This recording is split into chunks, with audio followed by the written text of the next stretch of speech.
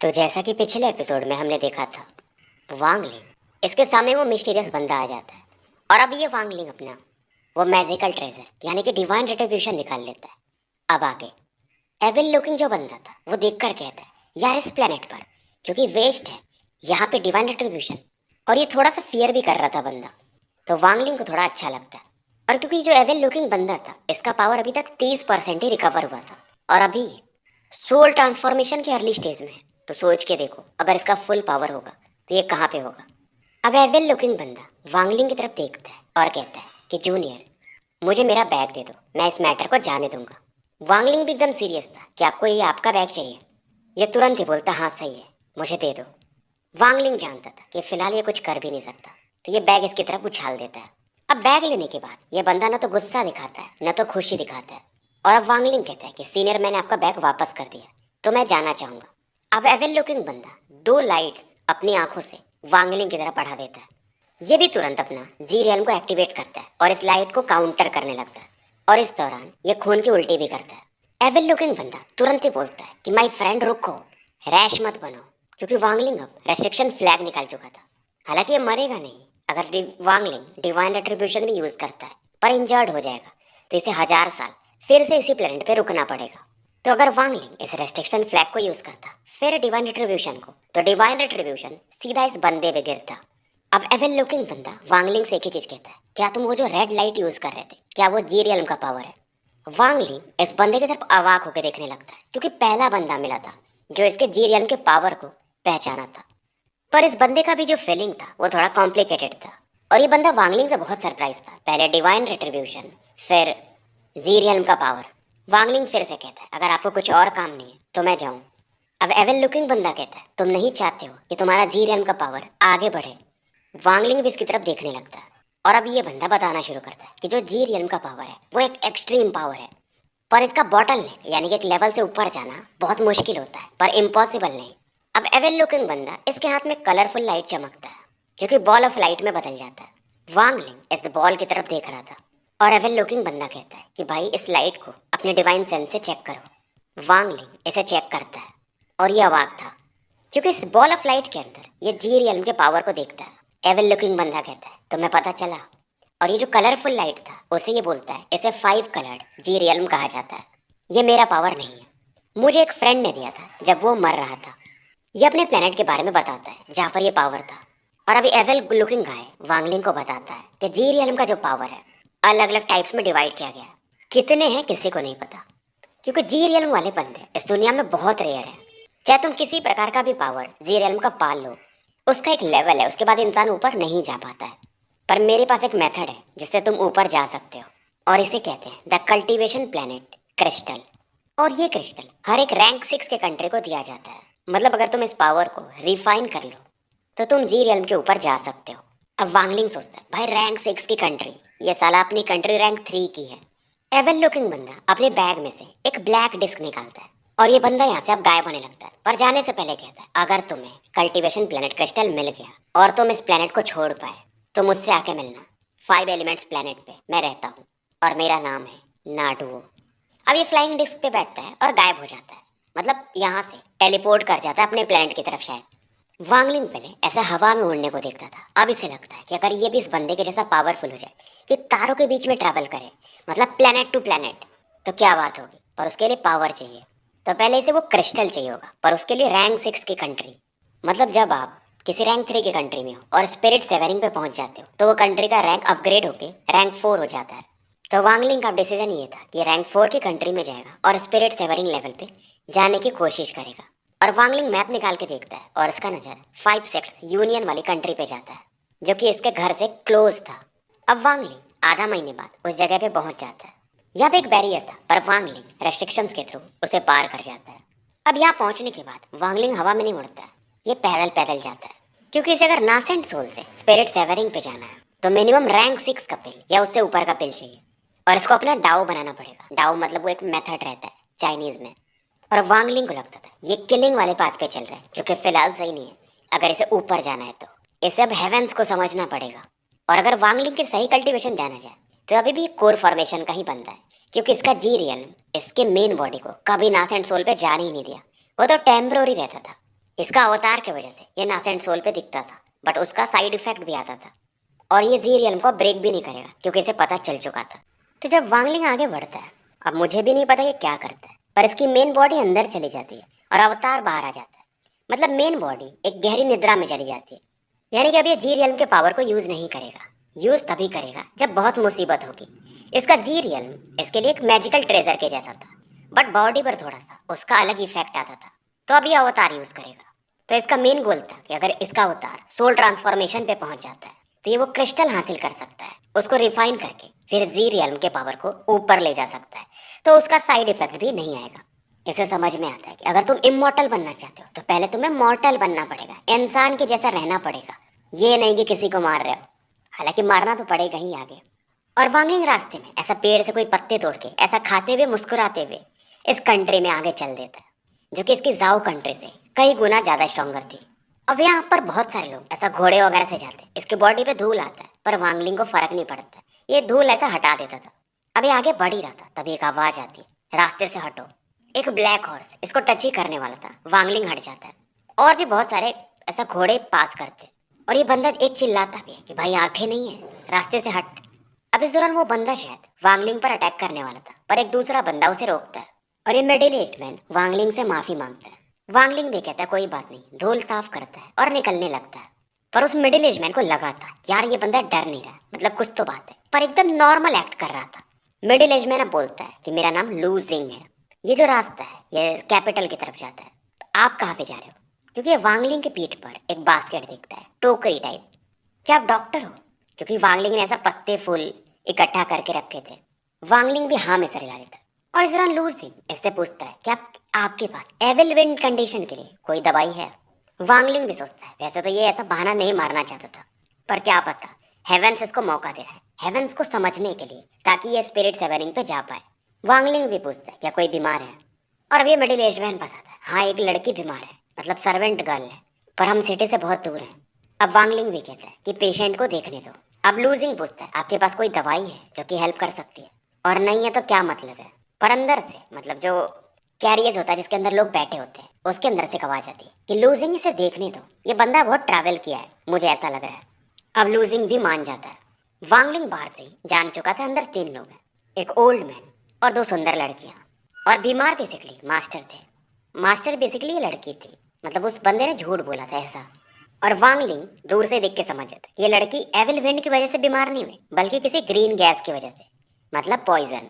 वांगलिंग बाहर खड़ा था और इस लेडी से बोलता है आप अपना हाथ बाहर निकालो। अब वांगलिंग भी अपने बास्केट से एक पत्ता निकालता है और उसमें स्पिरिचुअल एनर्जी फूंक करके लू जिंग को देता है और कहता है इन्हें बोल दो ऐसा सीधा खा जाए इसको, कल सुबह तक ठीक हो जाएंगे। लू जिंग को समझ में नहीं आता यार ये तो विलो ट्री है, उसका पत्ता है, क्या होगा? क्या ये बंदा चूतिया बना रहा है? सॉरी गाइस, गाली निकल जाती है।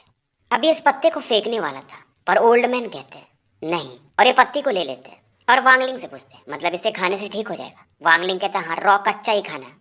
और लू जिंग भी इस दौरान वांगलिंग से कहते हैं कि आप वैसे भी कैपिटल ही जा रहे हो तो हमारे साथ ही चलो। वांगलिंग भी हंसता है ठीक है, बट मुझे एक हॉर्स चाहिए। वांगलिंग को एक घोड़ा मिल भी जाता है और वांगलिंग के पास घोड़ा जैसे आता है वो एकदम प्यार दिखाता है। लू जिंग भी हैरान था क्योंकि घोड़ा के एक्सप्रेशन दे रहा था कि उसको भी अच्छा लग रहा है। वांगलिंग भी मॉर्टल्स के साथ यानी इंसानों के साथ, इंसान तो ये भी है बट ये इमॉर्टल वाले रास्ते पे है, बहुत दिनों बाद मिला था और इसे भी अच्छा लगता है। और इसकी जो स्पिरिचुअल एनर्जी थी मानो अपने आप मूव कर रही हो। और एक ऑरा, रेड ऑरा वांगलिंग के आसपास कंडेंस थी। अगर पावरफुल बंदा हो तो देख सकता है, बाकी लोग नहीं देख सकते। और ये ऑरा फैल नहीं रही थी, एक ही जगह बस रुकी हुई थी।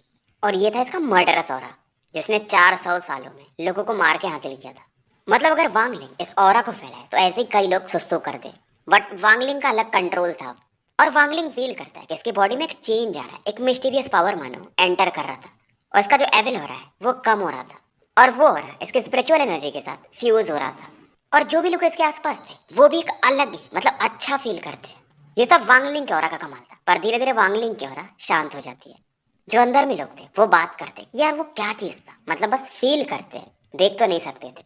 अब शाम का टाइम था और फीमेल सर्वेंट्स बाहर निकलती, कुछ खाना पका रही थी और वांगलिंग की तरफ देखती क्योंकि इसका चार्म ही अलग था।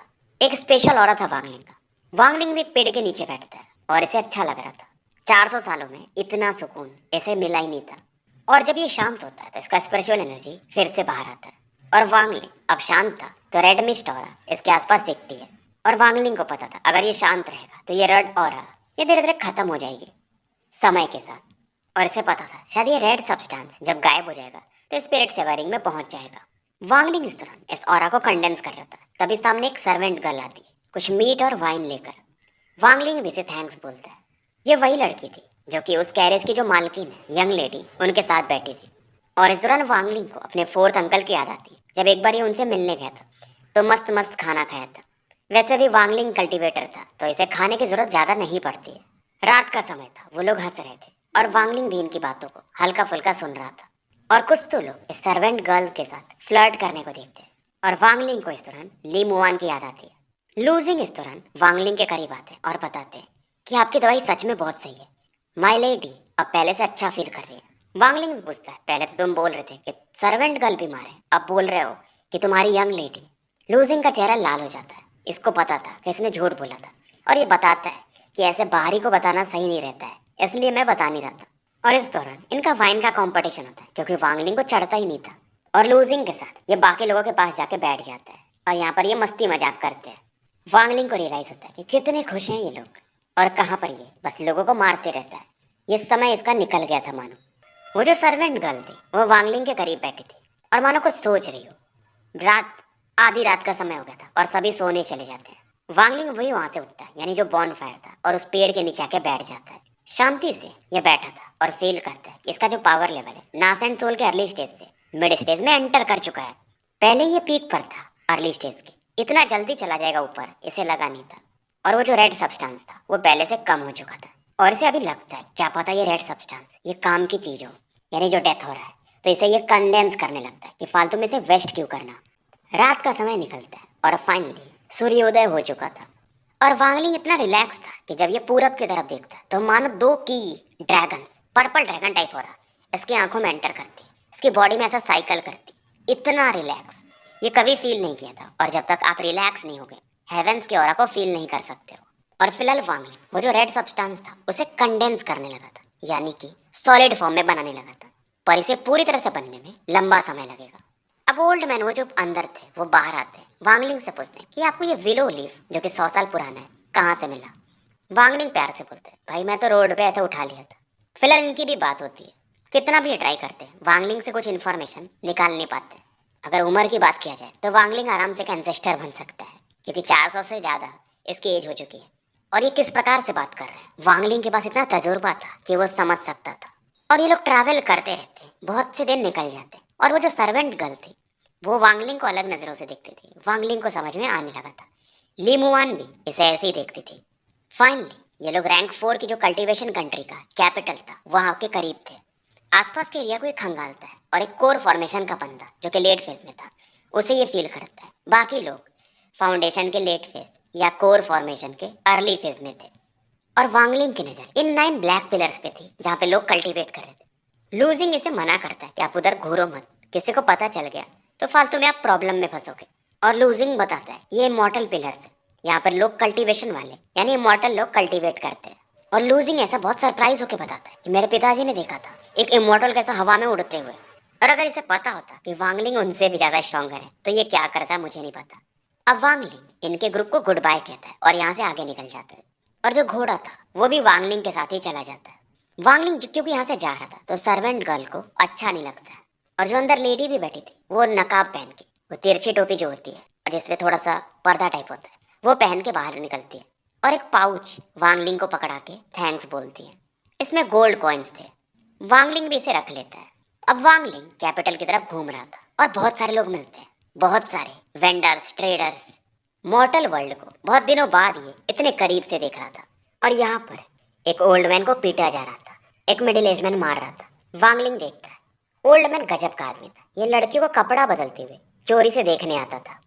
ओल्ड मैन यहाँ से ऐसा खून पोंछते हुए भागता है, फिर वांगलिंग की तरफ देखकर पलट के कहता है कि तुम काफ़ी टैलेंटेड दिखते हो, तुम्हारे अंदर बहुत एनर्जी है, तुम मॉर्टल नहीं हो। वांगलिंग हैरान था क्योंकि ओल्ड मैन एक मॉर्टल था, कल्टीवेशन वाला बंदा नहीं था। इस पे बहुत सारे जख्म भी थे और ये मारने की वजह से ही हुए थे। वांगलिंग को कुछ फर्क नहीं पड़ता, ये निकलने लगता है। ओल्ड मैन फिर से बोलता है तुम्हें थोड़ी ज्ञान की जरूरत है, नहीं तो तुम कभी सोल फॉर्मेशन पे नहीं पहुंच पाओगे। वांगलिंग रुक जाता है और पलट के कहता है आप हो कौन। ओल्ड मैन आसमान की तरफ देखता है और एकदम मस्त वाला डायलॉग मारता है कि तुम जान के क्या करोगे कि मैं कौन हूँ। बस इतना समझो कि मैं तुम्हारी मदद कर सकता हूँ सोल फॉर्मेशन में पहुंचाने का। वांगलिंग को समझ में नहीं आ रहा था, यार ये बंदा तो मॉर्टल है, मतलब कोई कल्टीवेशन हो रहा नहीं है, पर ये सब चीजें कैसे जानता है। एक ही चीज हो सकता है, शायद ये ओल्ड मैन सोल फॉर्मेशन से भी ऊपर है, इसलिए वांगलिंग इसे फील भी नहीं कर पा रहा था। अब वांगलिंग भी इनसे पूछता है कि मैं सोल फॉर्मेशन कैसे पहुंच सकता हूँ। ओल्ड मैन कहता है यार मैं वैसे बहुत बूढ़ा हो चुका हूँ और जब तक मैं खाता नहीं हूँ मुझे कुछ याद नहीं रहता। तो एक मस्त रेस्टोरेंट जो कि काफी महंगा था, वहां पर ये वांगलिंग को लेके जाता है और ओल्ड मैन जाते ही खाना ऑर्डर करता है, मानो कितने दिनों से खाना खाया ना हो, और बोलता है कि पहले ये खा लेने दो उसके बाद बात करते हैं। अब थोड़ा खाने के बाद ये बोलता है कि सोल फॉर्मेशन पे पहुंचने के लिए तुम्हें हेवेंस के ऑरा को समझना पड़ेगा, तुम्हें एक डोमेन बनाना पड़ेगा, इसके बारे में मैं तुम्हें बाद में बताता हूँ। और ये रेस्ट रूम में चला जाता है और मस्त पादो मार के बाहर आता है। वांगलिंग थोड़ा सस्पिशियस था पर ये समझ रहा था ये ओल्ड मैन बता तो सही रहा है। भाई स्पिरिट सेवरिंग उसके बाद सोल फॉर्मेशन, ये और ये बंदा हर एक चीज जानता था। और इधर ओल्ड मैन वो जो रेस्टोरेंट का पीछे का दरवाजा था वहां से भागने लगता है। वांगलिंग अपने डिवाइन सेंस से इसे लॉक करके था तो इसे फॉलो करता है। और इधर ये ओल्ड मैन किसी और बंदे को पकड़ता है और कहता है तुम मॉर्टल लगते नहीं हो, अगर तुम्हें कोई गाइड नहीं करेगा तो तुम कोर फॉर्मेशन पे पहुंच नहीं पाओगे। और वो बंदा भी वैसे ही रिएक्ट करता है जैसा कि वांगलिंग ने किया था कि तुम हो कौन। और सेम डायलॉग ये फिर से मारता है कि मैं कौन हूँ क्या मतलब है, पहले हम रिलैक्स करते हैं फिर बात करेंगे। वांगलिंग देख रहा था और समझ जाता है क्योंकि इस बार वाला बंदा फाउंडेशन के लेट फेज में था और वो कोर फॉर्मेशन पे जाने का ट्राई कर रहा था। मतलब इस ओल्ड मैन के पास कोई ट्रिक है और वांगलिंग को लगता है ये अगर जिंदा है तो कोई तो बात होगी, मतलब इतने लोगों को स्कैम करेगा तो कोई तो कल्टीवेटर से मारेगा। मतलब ओल्ड मैन किसी के भी पावर को देख सकता था और जो डायलॉग मारता था वो दिखाता था कि बंदा उसी लेवल पे है जितना ये बता रहा है, जैसे कि वांगलिंग नासेंट सोल पे है। तो एक डाउट्स यहाँ पे ये रहता है, देखो मैं फिर से बताता हूँ। सोल फॉर्मेशन मतलब स्पिरिट सेवरिंग लेवल, ये अलग अलग यूज करते हैं, और सोल ट्रांसफॉर्मेशन मतलब सोल फॉर्मेशन के ऊपर का लेवल। और आज के दिन में इस ओल्ड मैन ने 4 लोगों को काटा था, वांगलिंग उसमें से एक था। और किसी के साथ तो ये जो रेड लाइट एरिया होता है वहां पे भी जाता ओल्ड मैन। शौक भाई के बहुत बड़े थे, बुढ़ापे में भी। वांगलिंग को समझ में आ जाता है ये ओल्ड मैन काफी मिस्टीरियस है। अब इस समय ओल्ड मैन एक वुमेन को बाहों में लेके था और वांगलिंग की तरफ देखता है, मतलब वांगलिंग जिधर कितना भी दूर हो, और कहता है कि नासेंट सोल मिड स्टेज, क्या मैं इसकी मदद कर दूं। पर वुमेन का मजा लेने के चक्कर में ये भूल जाता है। इधर वांगलिंग यहाँ से दूर निकल जाता है, 8 गोल्ड कॉइन्स दे करके एक रूम लेता है। तो वांगलिंग का वही ट्राई था कि हेवेंस के ऑरा को समझना और सोल फॉर्मेशन में जाना। अब वांगलिंग यहाँ पे सोता है, अगले दिन की सुबह होती है और इस दौरान ये लकड़ी से कुछ बना रहा था जो कि इसके फादर बनाया करते थे, क्योंकि वो शायद वुड कटर वगैरह थे, यानी लकड़ी का ही काम करते थे। और वांगलिंग इन लकड़ी से 2 शेप बनाता है, एक अपने मम्मी और एक पापा का। समय बीतते जाता है और वांगलिंग बहुत सारे ऐसे लकड़ी के आइटम्स बनाने लगता है। 1 महीना निकल चुका था और ये जहाँ पे रहता था वहाँ पे दुकान सा खोल लिया था, पर इस 1 महीने में ऐसे कोई कस्टमर मिलता नहीं है, पर ये बनाते रहता है। कल्टीवेशन ही रोक चुका था। वांगलिंग इस दौरान एक और शेप बना रहा था जो कि ड्रैगन के कुछ बोन या किसी से बना रहा था, जो कि इसे ली मुआन ने दिया था।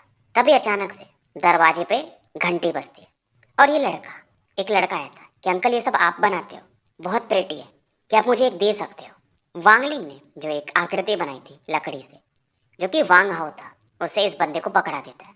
ये लड़का भी थैंक्स बोलता है, थैंक यू अंकल, मैं आयरन वर्कशॉप में रहता हूँ, गुड बाय, ऐसा कह के ये निकल जाता है और अपनी मम्मी को दिखा के कहता है कि अंकल ने मुझे दिया है। सामने की गली से वो अंकल और आंटी आते हैं, मतलब उस लड़के के मम्मी पापा, और मिडिल एज मैन यानी उस लड़के के पापा वांगलिंग से कहते हैं इसको पता नहीं है, ये कितने का हुआ मैं आपको देता हूँ। वांगलिंग भी कहता है अरे लकड़ी का टुकड़ा है, क्या करना है। और ये मिडिल एज मैन वांगलिंग को खाने पे इनवाइट करते हैं, इन्हें पता था कि ये बंदा नया है। वांगलिंग इनकी फैमिली को देखता है जो कि एक हैप्पी फैमिली थी। फिलहाल ये लोग वांगलिंग को इनवाइट करते हैं खाने पे और वांगलिंग मस्त खा पी के आता है, वाइन वगैरह पी के। अब समय बीत रहा था और वांगलिंग बहुत सारे बीस्ट का भी इन लकड़ी से शेप बना चुका था और वांगलिंग इसमें स्पिरिचुअल एनर्जी यूज करता था। तो ये ट्रेजर के समान थे, बेसिकली मैजिकल ट्रेजर। समय बीत रहा था और वांगलिंग वो जो किलिंग हो रहा थी उसको भूल रहा था और इंसानों के साथ घुल मिल रहा था। सुबह उठता था, दुकान खोलता था और चीजें बनाता था और आसपास के लोग अब इसे पसंद भी करते थे कि अच्छा लड़का है। और समय के साथ अब यहाँ पर कस्टमर्स भी आने लगे थे। हालांकि उनको स्पिरिचुअल एनर्जी नहीं समझ में आता था, पर डिजाइन भी इतना अच्छा होता था कि वो खरीद लेते थे।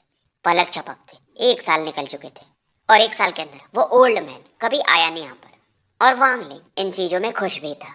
और वो बच्चा जिसका नाम डान्यू था 12 साल का ही था, पर वांगलिंग से मिलने लगभग आता रहता था और वांगलिंग से बात कर रहा था आज के दिन कि अंकल वांग, कि आपको मेरे पापा से बात करना चाहिए। वो मुझे लोहे का काम सिखा रहे हैं, बट मुझे नहीं सीखना है। मैं तो आपके जैसा ये लकड़ी पे जो चीज़ बना रहा है, मुझे ये सीखना है। वांगलिंग फ्रूट वाइन पी रहा था और ये हंसने लगता है। इस दौरान क्योंकि वांगलिंग एक टर्टल बना रहा था, तो डान्यू पूछता है कि आप ये क्या बना रहे हो, ये तो टर्टल के जैसा दिख रहा है। वांगलिंग इसे बताता है कि इसका नाम जोंगू है, ये कछुआ नहीं है, बट कछुए के जैसा ही दिखता है, पर ये काफ़ी पावरफुल है। क्योंकि वांगलिंग अपनी दुकान पर बहुत सारे एनिमल्स बना चुका था, और ऐसे एनिमल्स जिसे डान्यू ने कभी देखा न हो। और ये भी जो टर्टल जैसा बना रहा था वांगलिंग, इसने ये क्रिएचर सी ऑफ डेविल्स में देखा था। वांगलिंग इसे पूरा करता है और मानो ये लकड़ी पे जो आकृति बनी थी ये जिंदा हो गई हो, मतलब इसमें से एक ऑरा निकल रहा था। वांगलिंग इसे शांत करता है। मॉर्टल्स तो वैसे भी इसे देख नहीं सकते थे, ऑरा को नहीं देख सकते थे, और वांगलिंग मिड क्वालिटी के स्पिरिचुअल बीस्ट बना लेता था। हाई क्वालिटी के स्पिरिचुअल बीस्ट ये कितना भी ट्राई करे नहीं बना पाता था। मतलब आखिरी में जाकर इससे कुछ गड़बड़ी हो जाता था और वो टुकड़ा टूट जाता था, क्योंकि इसका कल्टीवेशन उस लेवल पे नहीं था। और डानियो डेली देखने आता था, उसे अच्छा लगता था और इसने ट्राई भी किया था, मतलब चाकू से ऐसा कुरेद के बनाने का, पर इसे बनाने में जमा नहीं। और वांगलिंग इसे समझाता है कि तुम्हें अगर सीखना है तो तुम्हें 60 साल मुझे देखना पड़ेगा, तब जाकर के तुम बना पाओगे। पर डानियो भी कहता, अरे बाजू के गली में एक बंदा है जो कि 40 साल का है, वो भी तो अच्छा बनाता है। वांगलिंग वाइन पीता है और कहता है मैं उससे अलग हूँ। अब डानियो को ये सब चीज़ें तो समझ में नहीं आती। अब इस दौरान डानियो किसी की आवाज़ सुनता है, मतलब कोई कैरियर से आ रहा था, और ये वांगलिंग को बताता है कि अंकल वांग जू फैमिली का बड़ा बेटा आ रहा है, मैं जा रहा हूँ। वो बहुत कूल दिखता है। इधर वांगलिंग फिर से एक बीस्ट बनाने लगता है। समय बीतता है। 1 घंटे बाद डानियो फिर से वापस आता है।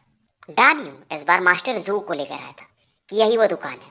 डानियो कैसा सोचता था कि वांगलिंग के ज़्यादा कस्टमर्स नहीं है, तो मैं बड़े बड़े लोगों को पकड़ के लाऊंगा और वांगलिंग की दुकान पे शॉपिंग कराऊंगा। अब ये बंदा जू जो था ये देखता है और काफ़ी खुश हो जाता है, क्योंकि कार्विंग्स इसको भी पसंद आती है। और इसकी नज़र वो ड्रैगन वाले कार्विंग पे पड़ती है जो कि वांगलिंग ने 1 साल पहले बनाया था। और यंग मैन जो वांगलिंग से पूछता है कि मास्टर वांग, ये कौन सा एनिमल है, ये मुझे सांप के जैसा भी दिख रहा है। जब तक कि वांगलिंग बोलता, डानियो पहले बोलता है कि ये एक ड्रैगन है, इमॉर्टल क्रिएचर। अब ये पूछता है कि आप इसे कितने में दोगे। वांगलिंग प्यार से बोलता है 10 गोल्ड पीसेस में। अब यंग मैन जो तुरंत ही 10 कॉइन्स देता है और इसे खरीद लेता है। और डानियो एक्साइटेड था कि एक पेंटिंग का, मतलब सॉरी, एक लकड़ी पे उकेरे हुए चित्र का 10 पीस ऑफ गोल्ड। मेरे पापा तो लोहे का कुछ भी बनाए, तो उन्हें 1 गोल्ड भी नहीं मिल पाता। तो ये डिसीजन बना चुका था, कुछ भी हो जाए ये अब यही लकड़ी पे उकेरना सीखेगा। 60 साल में तो सीख ही लूंगा। पैसे की चिंता नहीं है क्योंकि पापा है। और इधर यंग मैन जो अपने फैमिली यानी नान पैलेस वापस लौट जाता है। तो स्टोरी यही